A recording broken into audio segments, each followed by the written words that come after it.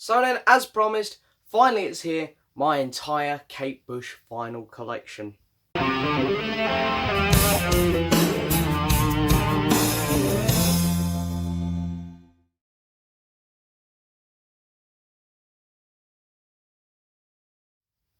So hello and yes, welcome back to another video, guys. Now, very exciting because today I'm going to be doing my entire Kate Bush vinyl collection. I've been saying this one's coming for a while now. Kept promising it, didn't come up, so here it is. Finally, I'm going to do it because I know a few people are actually very interested in this one. So Kate Bush is an artist who I've always been a big fan of. I've always really enjoyed her, and only recently I've managed to get complete on her because of her reissues. Because to those who have tried to collect Kate Bush records before the reissues, you know better than anyone how hard it is. Her late records, anything from the Red Shoes and onwards, is near impossible to get. So nevertheless, we're finally going to go over our records. I've got originals on everything up to a certain point.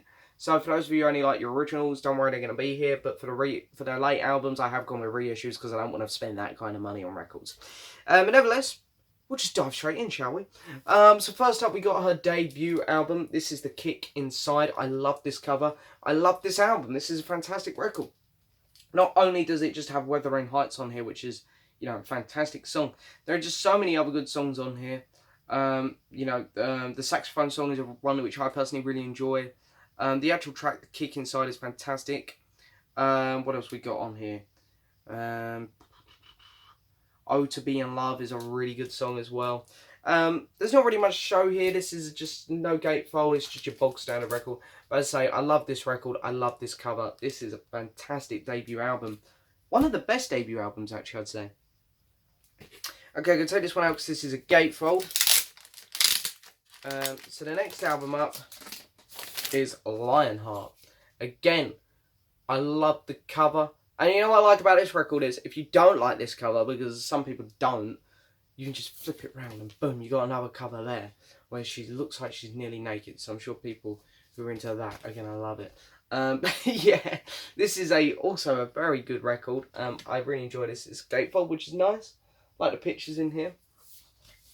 So I haven't played this album in a while, actually, so I've got to try and really use my memory here. Symphony in Blue was a really good song. I remember really enjoying the opening track. Whoa, that was a good song. Wow. What else we got on here? In the Warm Room, I really enjoyed that one. Casca from Baghdad, I think that's how you pronounce it. That was a very enjoyable song. Coffee Homeground was quite good as well, actually. Do get in a sleeve here, just plain mustardy colour on your EMI, which is really nice. And yeah, this is a really cool, really good follow-up, to be fair, because I can imagine putting myself in Kate Bush's shoes back in the 70s after The Kick Inside came out, and Wuthering Heights was like one of the biggest songs played on the radio in the UK and most of Europe, I believe. I would have been very nervous to follow that song and that album up, but I think she actually done a very good job with this one. Very good job. It's very enjoyable. It keeps that same feel, and yeah, it's just a great record again. Really good. Okay, so then we come to Never Forever, which is I think potentially her best cover. I adore this album cover. It is so good. But then you go to the back and it's a bit weird. Take this out because it is a gatefold. But I love this cover. There's so much stuff you can spot on it. I think it's great. So many different characters. And then the back, where we've got typical Kate Bush. Some strange stuff. But then the inside, the gatefold is just spectacular. I love it. And again, this album is just filled with fantastic songs. It opens up with Babushka. We all know that song. It's a great song. Blow Away for Bill, which is absolutely incredible. Egypt, I really enjoyed. Violin was a very good song. Breathing, I also really enjoyed. We've got a plain white sleeve in this one. And custom labels, actually, on this one, which is quite nice. I forgot that this one had custom labels. So yeah, that's very cool. I actually think I kind of preferred this album over the second one, I think. But yeah, so that's your kind of trilogy of early Kate Bush, which in my opinion is the best period for Kate Bush. I felt like her first 3 albums were just something special, something magical. They were absolutely awesome. But saying that, it's not like she, downgrades massively here, because the next albums are also fantastic. But yeah, this is a great album, and if you haven't checked it out, you've got to check it out, guys. So then we move on to, of course, potentially her most famous album, The Dreaming, which is one of her most loved. This is definitely where she changes. You can tell that in the album cover. This is a non-gatefold. I can't do standout songs on here, because even though I say this is a bit of a step down, like, I personally prefer the first 3 albums, this is the most consistently good album she's had yet. Like, every song on here is just awesome. It's really good. It's just such an enjoyable album. It's not a gatefold, this one, but I'm pretty sure there's an inner. Yeah. Just your lyrics. But yeah, as I say, this album is just consistently, from start to finish, it's just so damn entertaining. I had a great time with it. And I've played this one twice, actually. So yeah, there it is, The Dreaming. And we move on to what is commercially her most successful album, I believe. This is Hounds of Love, which is, up to the Red Shoes, like her classic period, her weakest album for me. This is where she went really 80s, as a lot of artists did. There are a couple songs on here which are absolutely beautiful, though. I don't want to take away and say this is a bad album. It's not a bad album. It is just consistently not as good. And I feel like every song has a personality on the first 4 albums. You can hear it and you'll go, right, that's that song, that's that song. This album all kind of blends and gels together. And I feel like some songs are a bit harder to pick out on this particular album. But commercially, it was her most successful record, 1985.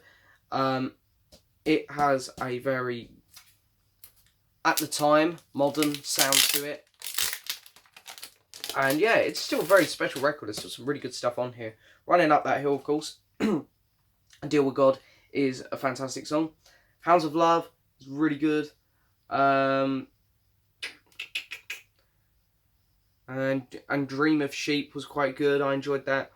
Awaken the Witch, even, sorry. Walking, what am I on? Hello Earth. Morning Fog was pretty good as well. Okay, this is interesting. I forgot I had this.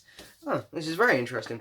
So this one here actually has a little Kate Bush fan club thing in it, so you can fill out a form at the bottom, send it off, get some Kate Bush merch. I'm not sure. We've got some Hounds of Love jumpers, some pictures down the bottom, postcards. The other side's really cool because it advertises her previous albums, and then the single life, or single file box. All her singles in a little 7-inch box. That's pretty cool. I like that. Didn't even know I had that. That's new. And then the inner sleeve, which is a little bit dirty. Saying that, though, this record's in great condition. I bought this when I was in London, visiting my very good friend Ross Goodall. We went record shopping together, and I purchased this one then. So that was really cool. Nice memory behind getting this one. The record is in fantastic condition. This is actually one of the nicest conditioned records I've got. It's just a shame that the inner sleeve's a bit mucky, because that's the only thing that lets it down. But yeah, so there's Hounds of Love. I really like the cover as well, they made the picture glossy. It's really cool. I like stuff like that. It's the little things. It's the little things. And we're going to slide this insert back in as well. If it'll go. There we go, it's going. So there's that. And then the next one up is the one which got me into Kate Bush. This was my dad's record, this next one. So this is where it all began, my Kate Bush love. This is the whole story, which is, again, I can't talk about tracks because they're just all absolutely fantastic on here. It's got everything you could possibly want. And if you're a record collector and you don't have a Kate Bush compilation at the minimum in your collection, you need to update your collection. Really cool cover. Again, it matches Hounds of Love where the picture's glossy. Here's the gatefold as well. Absolutely, really, really fantastic stuff in there. I like all the pictures of the singles at the bottom as well. Again, they've made all the pictures in here quite glossy as well.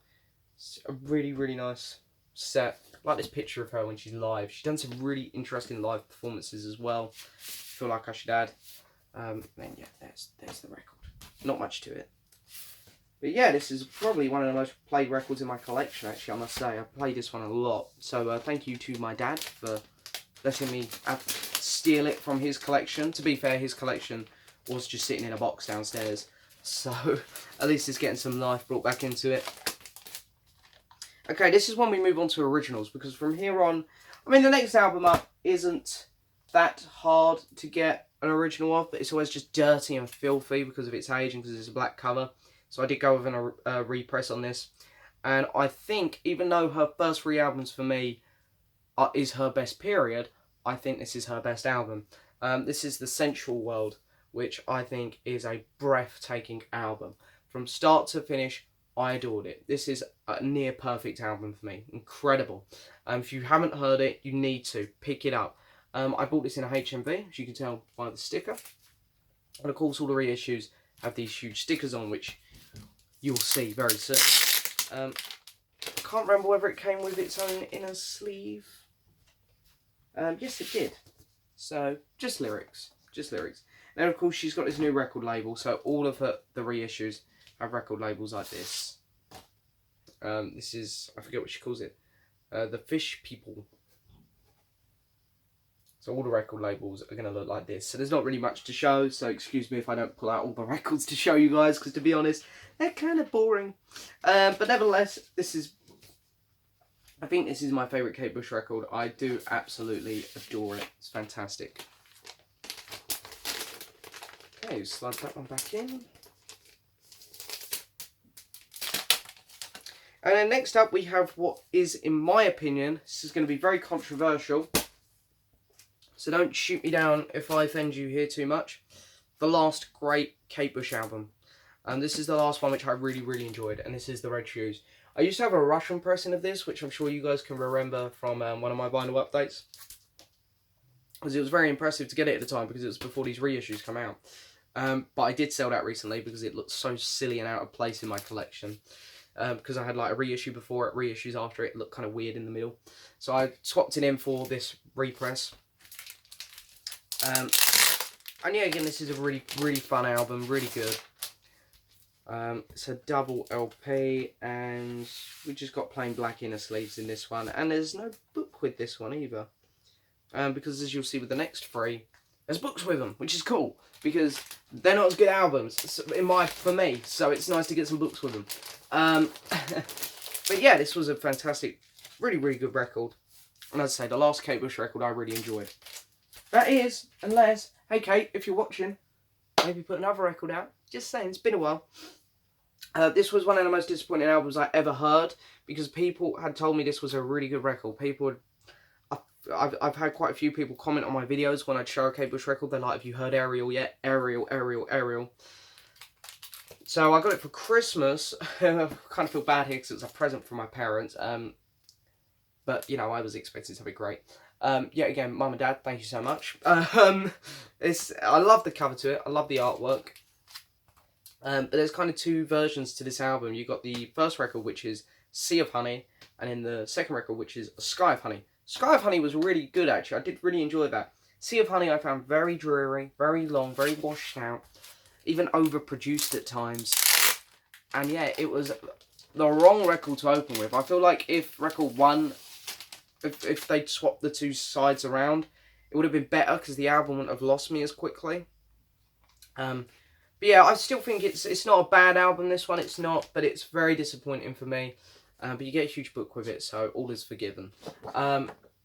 With some very, very strange artwork in here. And photos. But of course you get all the lyrics as well, in case you want to sing along. Even though it's not really much of a sing-along album, but who knows? Beggars can't be choosers. Love this photo. Absolutely fantastic photo. That's the photo they put on the box set of her.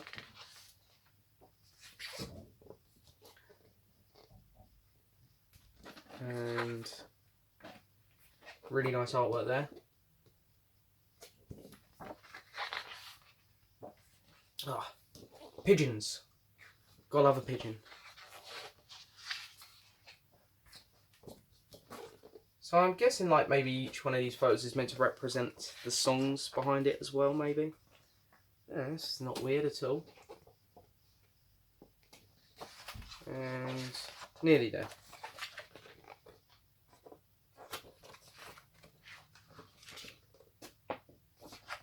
So yeah, there's Ariel. Yeah, as I say, it's just a bit of an obscure record, really. It's I feel like this is where she started to drop off, and then she never really recovered after the next two albums either. So yeah, but it's a very nice piece to have, and I've played it twice now. It does go on occasionally, so I don't dislike it. I don't want to make it sound like I hate it. Just, as I say, bit disappointing is the best word I can use to describe that one. Next one up is the director's cut, which was actually surprising because this one and the next one I was told were bad by quite a few people, but I actually found myself enjoying this one. I don't think it's better than Ariel, don't get me wrong, because at the minute I'm doing a complete 180. But I actually found myself surprised in this particular record. And this is kind of one of those redo albums, which seems to be a hot thing lately with a lot of these musicians. Just to redo a lot of your songs. Again, some of them work, some of them don't. Actually, my favourite one on here was the closing track, Rubber Band Girl. The redo of that was really good. But again, I don't think you can top the original version of it. Get a book with this one as well. Don't worry, it's not quite as thick, so this won't take as long. But the artwork in here, or the pictures, whatever, is a lot better. I mean, there's still some strange stuff in here, don't get me wrong. But it wouldn't be Kate Bush if it weren't strange.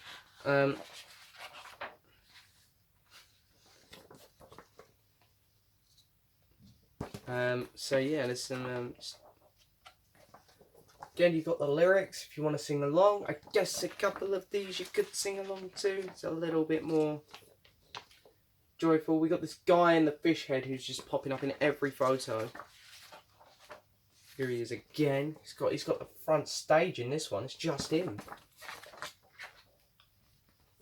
He's picking out his shoes in this one.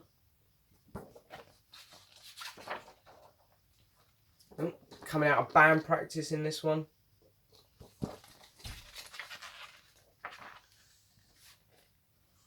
He's just taking some drugs here and he's just completely spacing out. Putting up the Christmas tree. Oh, that's it. Yeah, we've got a cast here. God knows what that's about. Don't know whether there was a little short film that came with this.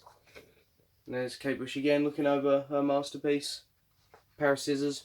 Not sure that's how they do it in the film industry, Kate, but fair enough. But yeah, so found myself enjoying that one actually quite a bit. It's a double LP as well.